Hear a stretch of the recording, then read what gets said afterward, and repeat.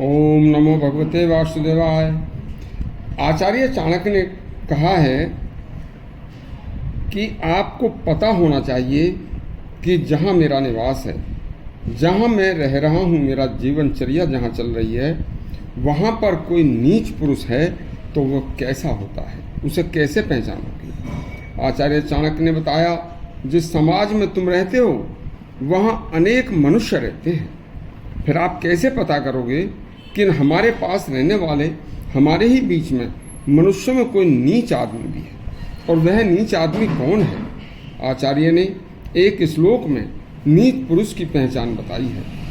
परस्परस्य मर्माणि ये भाषन्ते नराधमा ते विलयम यान्ति वाल्मीकोदर सर्वता।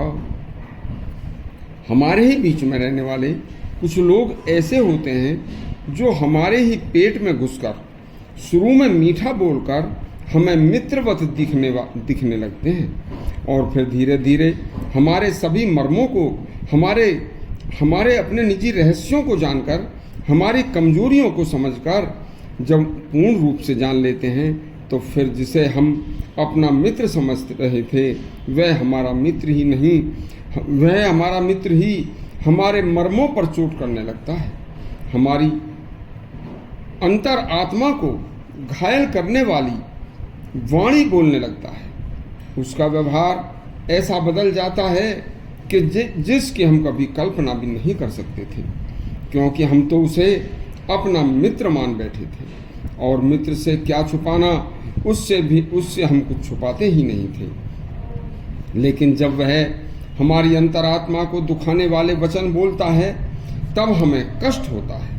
लेकिन आचार्य कहते हैं, ऐसे लोग कभी लंबे समय तक जीवित नहीं रहते, वह अति शीघ्र नष्ट हो जाया करते हैं। जिस प्रकार से कोई सर्प बौंबी में फंस जाए और निकलने की लाख कोशिश करे लेकिन निकल नहीं पाए, क्योंकि सर्प हमेशा अपने फन की तरफ से, मुंह की तरफ से सीधा बौंबी में जाता है, और फिर कभी अंदर जाकर फंस जाता है, तो वहाँ पर उसे पता नहीं होता कि बौंबी के अंदर हवा नहीं है, तो हवा न मिलने के कारण दम घुटकर वह बौंबी में घुसकर मर जाता है। इसी प्रकार से ऐसा नीच पुरुष अपने ऐसे कुकर्मों को करते हुए अति शीघ्र नष्ट हो जाता है। यदि इस तरह का नंबर ही नहीं आए तो हम ऐसे लोगों को समझें, उनको समझकर ही उन्हें मित्र बनाएं। यदि आपको यह प्रसंग अच्छा लगा हो तो हमारा चैनल सब्सक्राइब करें और घंटी दबाएं। धन्यवाद।